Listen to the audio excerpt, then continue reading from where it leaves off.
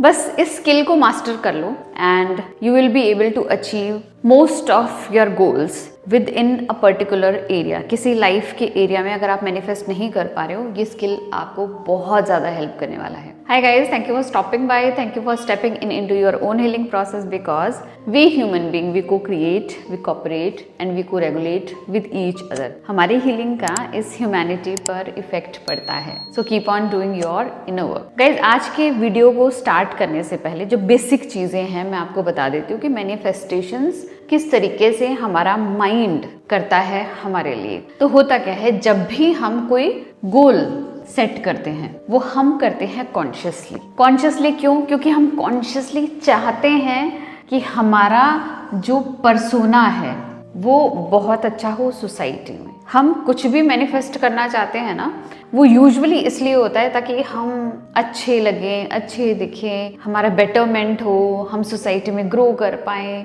Growth के लिए, growth भी हमें क्या करनी होती है, मोस्ट ऑफ द टाइम दिखानी होती है, या फिर हमें खुद को ही सेटिस्फाई करना होता है, हमारे ईगो को सेटिस्फाई करना होता है। तो जो चीज़ें हमारे ईगो को सेटिस्फाई करती है वो सभी हमारे कॉन्शियस माइंड से आती है, वो सभी हमारे पर्सोना को बनाती है। ठीक है, तो ये जो कॉन्शियस हम होकर कोई भी गोल सेट करते हैं ना, ये हम कर पाते हैं सिर्फ 5%। दिन में 100% हमारा डे है तो सिर्फ 5% हम कॉन्शियस रहते हैं। 95% हमारी जो लाइफ है ना टोटली ऑटो पायलट पे चल रही होती है, सब कॉन्शियसली चल रही होती है। ठीक है, तो अगर मैंने कोई गोल सेट किया कि मुझे ये अचीव करना है तो मैंने अपने कॉन्शियस माइंड से किया है, और मैं कितनी देर कॉन्शियस हूँ, सिर्फ 5%, है ना। लेकिन इसके बाकी टाइम मेरा अनकॉन्शियस माइंड जो है वो काम कर रहा है। ठीक है, तो जो कुछ भी मेरे अनकॉन्शियस में पड़ा है, या तो वो हेल्प कर रहा है गोल को अचीव करने के लिए, या फिर वो एक रेजिस्टेंस क्रिएट कर रहा है, हर्डल क्रिएट कर रहा है। तो जब कॉन्शियस प्लस अनकॉन्शियस, ठीक है, कॉन्शियस प्लस अनकॉन्शियस दोनों अलाइन होते हैं ना, तब हमारी मैनिफेस्टेशन होती है। ठीक है, तो हमारी डिजायर जो है फुलफिल होती है। लेकिन जब हमारा कॉन्शियस काम कर रहा है लेकिन जो हमारा अनकॉन्शियस है वो इस चीज को हेल्प नहीं कर रहा, उस गोल को अचीव करने में हेल्प नहीं कर रहा, रेजिस्टेंस क्रिएट कर रहा है, तब हम हमारे गोल्स को अचीव नहीं कर पाते हैं। ठीक है, इट मीन्स कि अगर आपको अपने गोल को अचीव करना है तो आपको कॉन्शियसली अनकॉन्शियसली आप क्या कर रहे हो, कैसा बिहेव कर रहे हो, क्या एक्शन ले रहे हो, जो कुछ भी आप कर रहे हो ना उस पर ध्यान देना। तो कॉन्शियसली आपको पता है कि आपने कुछ डिसाइड कर लिया है ना, ये चेंज नहीं हुआ है, लेकिन अनकॉन्शियस जो पार्ट है अगर आप उस पर ध्यान देंगे तो आप चीज़ों को बहुत आसानी से देख पाएंगे कि हम कहाँ पर रेजिस्टेंस क्रिएट कर रहे हैं, कहाँ पर हमारी लाइफ में हमें ग्रोथ मिल रही है ना, मैनिफेस्टेशन हो रही है। तो अगर आपको ये पता लगाना है कि आपके अनकॉन्शियस में क्या है, उससे पहले आपको एक बात जाननी जरूरी है। जो कुछ भी आपके अनकॉन्शियस में है ना, वो आपकी इस फिजिकल वर्ल्ड में जो भी आप कर रहे हो ना उसमें हेल्प कर रहा है या फिर उसको रोक रहा है। ठीक है, ये जो अनकॉन्शियस अपना पार्ट प्ले कर रहा है ना, ये इतना इंपॉर्टेंट पार्ट है क्योंकि ये मोस्टली चल रहा है, 95% ऑफ द टाइम चल रहा है। और आप कैसे पता लगाओगे कि इस अनकॉन्शियस में क्या है, कि आप पता लगाओगे ये देखकर कि आप जब ऑटो पायलट पे होते हो, अनकॉन्शियस होते हो, तो आप करते क्या हो, आपका बिहेवियर कैसा है, आपका एक्शन कैसा है, आपका एनर्जी सबसे ज्यादा कहाँ जा रही है, आपका ध्यान कहाँ रहता है, आपका फोकस कहाँ पर है ना। तो एक फॉर्मूला है ये पता लगाने का कि अनकॉन्शियसली आप कौन से एरिया में सबसे ज्यादा ध्यान दे रहे हो। ठीक है, आप ये बात तो समझ गए कि अनकॉन्शियसली जिस एरिया में आप एफर्ट डाल रहे हो, आई विल टेल यू ये एफर्ट किस रूप में आप अनकॉन्शियसली डाल रहे हो। जिस एरिया में भी आप ये एफर्ट डाल रहे हो ना, ये आपको हेल्प कर रहा है उस एरिया को ग्रो करने में। ठीक है, 4 चीजों से आपको पता लगेगा कि आप एफर्ट डाल रहे हो।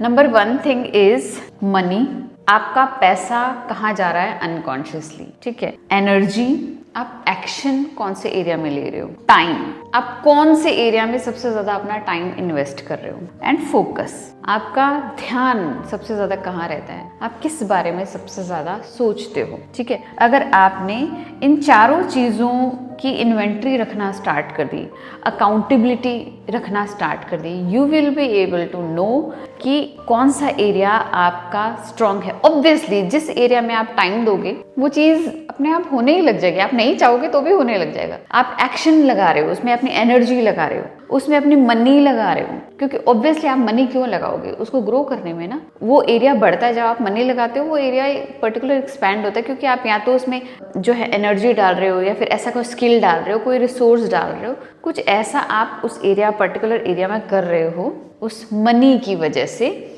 उसको हेल्प कर रहा है ग्रो होने में। ठीक है, फोकस। आप बार बार उस एक पर्टिकुलर चीज़ के बारे में सोच रहे हो तो obviously there will be chances कि वो काम आपका बन जाएगा या फिर वो पर्टिकुलर एरिया में जो मैनिफेस्टेशन पॉसिबल है। लेकिन ऐसा नहीं है इन चारों में से कोई एक चीज़ आप ज़्यादा डाल रहे हो किसी एक एरिया में या फिर एक ही चीज़ डाल रहे हो तो मैनिफेस्टेशन पॉसिबल है, नहीं। आपको इन चारों का ध्यान रखना कि ये सबसे ज़्यादा कौन से एरिया में जा रहे हैं, तो उस एरिया के मैनिफेस्टेशंस के पूरे होने के चांसेस सबसे ज़्यादा होंगे। ठीक है, जिन एरिया में आप मनी कम डाल रहे हो, टाइम कम दे रहे हो, एफर्ट कम लगा रहे हो, फोकस आपका कम है, वो एरिया अपने आप ही सूख जाएगा।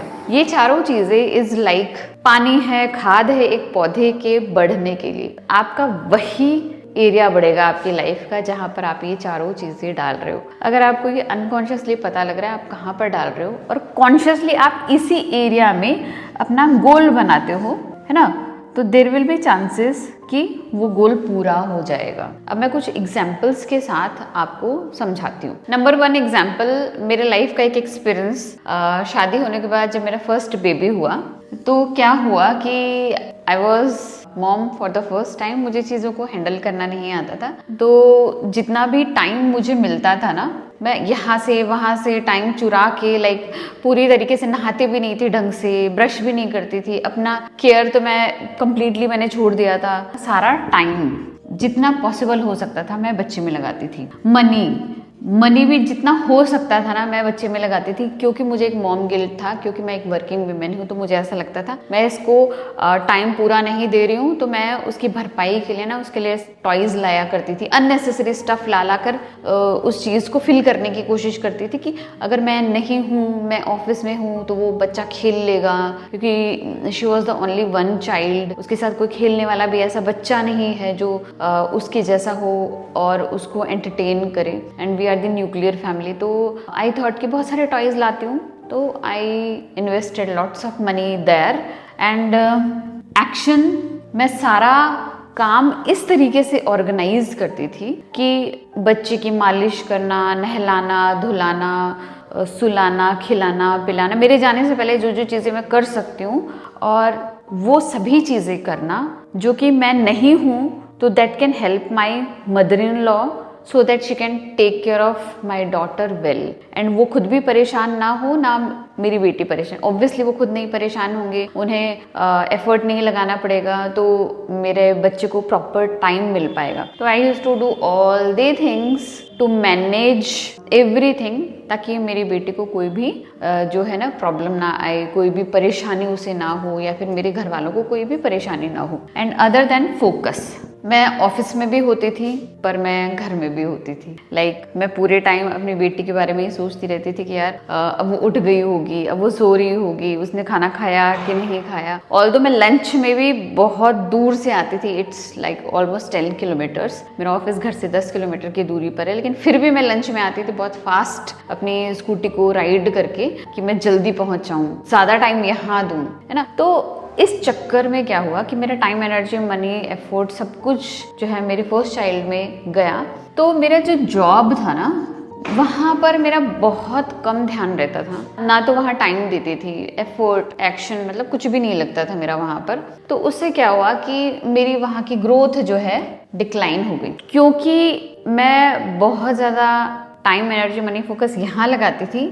मेरी जो हेल्थ है वो भी डिक्लाइन हो गई। मैं एकदम पतली दुबली, बहुत ही खराब दिखने वाली सी हो गई थी। हर कोई मुझे कहता था यार बच्चे होने के बाद जो फीमेल्स हैं हेल्दी हो जाते हैं, आपको क्या हुआ। मेरी रिलेशनशिप विद माय हस्बैंड वो भी डिक्लाइन होने लग गई, लाइक हमारी इंटीमेसी एकदम से ही ड्रॉप हो गई, हमारे बीच में बहुत कम कनेक्शन हो गया, क्योंकि मेरा पूरा टाइम, एनर्जी, मनी, फोकस यहीं पे जा रहा है ना। तो एक पर्टिकुलर एरिया में ग्रोथ हुई, तो और 3 एरिया जो हैं, जो मेरे लिए अभी मैटर कर रहे थे उस टाइम, वहाँ पर पूरा मैं डिक्लाइन करने लगी। तो ये पहला एग्जाम्पल है जिससे आपको पता लगेगा कि अगर आप प्रॉपर इन चारों चीज़ों को एक एरिया में लगा रहे हो तो वो एरिया ग्रो करेगा। अब आपको ये ध्यान रखना है कि आप कौन से एरिया में ये लगा रहे हो। I want to give you another example. मुझे कंटेंट क्रिएशन बहुत अच्छा लगता है, यूट्यूब है ना, सोशल मीडिया, इंस्टाग्राम, ये सारी चीज़ें ना मुझे बहुत अच्छी लगती हैं। मुझे वीडियोस बनाना बहुत अच्छा लगता है ना। यहाँ पर मैं टाइम देती हूँ, एनर्जी देती हूँ, बहुत पैसा मैं लगाती हूँ। ऑब्वियसली एडिटिंग मैं करके अगर यूट्यूब पे डाल रही हूँ तो मेरा पर्सनल पैसा लग रहा है, क्योंकि मुझे एडिटिंग नहीं आती है। मैं कोर्सेज बना रही हूँ, मेरा वहाँ पर एफर्ट लग रहा है, एक्शन लग रहा है, पैसा लग रहा है ना। तो मैं इस एरिया में ग्रो कर पाती हूँ, कर रही हूँ कॉन्शियसली, है ना। ये एरिया मेरा बहुत अच्छा जा रहा है। लेकिन I got to know that कि मैं अपने घर को प्रॉपरली अरेंज, ऑर्गेनाइज नहीं करती हूँ। तो मैंने ये सवाल खुद से पूछा कि ऐसा क्यों होता है कि मैं घर की तरफ जो है, मेरा जो है ना कनेक्शन बहुत कम है।